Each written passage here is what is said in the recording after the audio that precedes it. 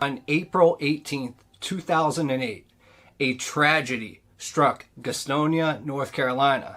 Jamie Fraley, who was a native of North Carolina, was last seen in her apartment at the Copperfield Apartments in Gastonia. Jamie was a young 22-year-old woman who was unfortunately dealing with a few challenges. Jamie was diagnosed as being bipolar and seemed to suffer frequently from anxiety and panic attacks. And although she was 22 years old, she never got a driver's license. Because of that, she depended on her friends and neighbors and even her social worker for rides. And when she came down with a really bad case of the stomach flu on April 8th, she was forced once again to rely on someone else to get her to the hospital. And on that day that she disappeared, she called a friend to take her to the hospital. Now, during that ride, she called her mother to let her know that she was feeling sick and going to the hospital. But unfortunately, on that phone call, she did not reveal the name of the friend who was driving her to the hospital. And whoever this mysterious friend was, it appears that they never took Jamie to the hospital. And it appears that something sinister might have taken place. Now, if you look at the facts, there was no reason for Jamie to want to run away or anything like that. And in fact, it seems that she had every intention of returning to her apartment. Because at her apartment, she had her keys, she had her wallet, her ID, and purse. And this is even more disturbing because 2 days after her disappearance, her cell phone was found on the side of the road, a few miles away from her apartment. And it seemed as though someone had simply just thrown it out the window of the car as they drove by.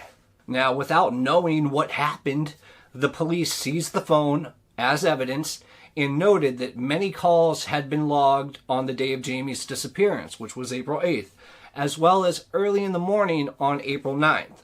So after the police found this phone, they were certain that some kind of foul play was going on and began to investigate the disappearance of Jamie Fraley intensely. Now, at first, the police were actually hopeful that they would get a fingerprint from the cell phone that was discarded. But unfortunately, by the time investigators got the phone, too many other people had already handled it. So there was no way to differentiate one smudged fingerprint from another.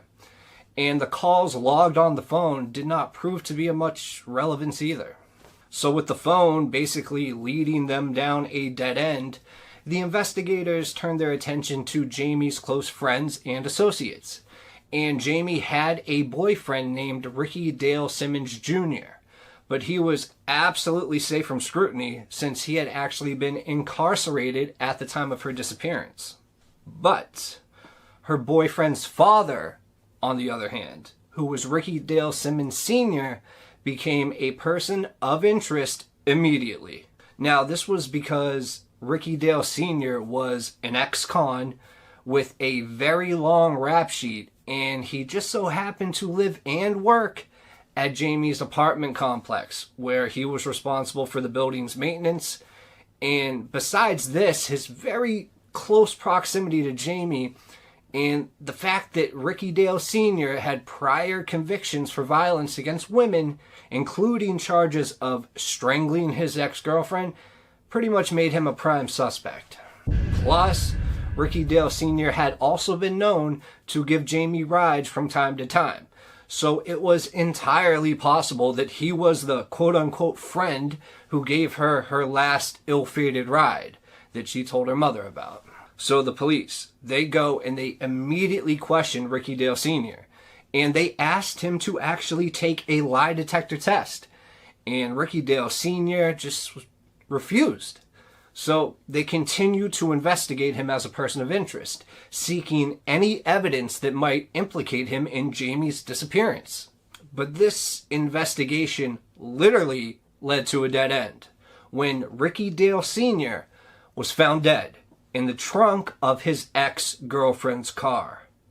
Now, You know, normally when a dead body is found in a trunk, investigators try to zero in on the car's owner as the most likely perpetrator. But in this case, knowing Ricky Dale Sr.'s history and the fact that his ex-girlfriend had a restraining order against him, the police settled on a narrative that was alternative to the events that happened. Now, get this.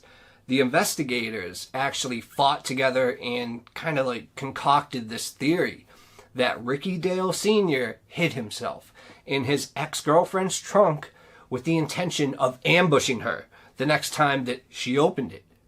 Now, if this were the case, and of course many believe that it was not, it would mean that Ricky Dale Sr. must have been expecting his girlfriend to open that trunk quickly enough that he could avoid being cooked to death in the heat from the sweltering hot interior. But of course, this was not the case. It's not certain how long Ricky Dale Sr. was inside that trunk banging and screaming to be let out free before he succumbed to the intensity of the heat. But after his ex-girlfriend reported the discovery of his body, her story was accepted with no further investigation or questions asked. Some believe that the ex-girlfriend found out about what Ricky Dale Sr. did to Jamie, and in return, she punished him, with the penalty, of course, being his life. And at this point, the police, or the ex-girlfriend, or Ricky Dale Sr.'s own son, who was Jamie's boyfriend, weren't very sad or sorry to hear that he was gone.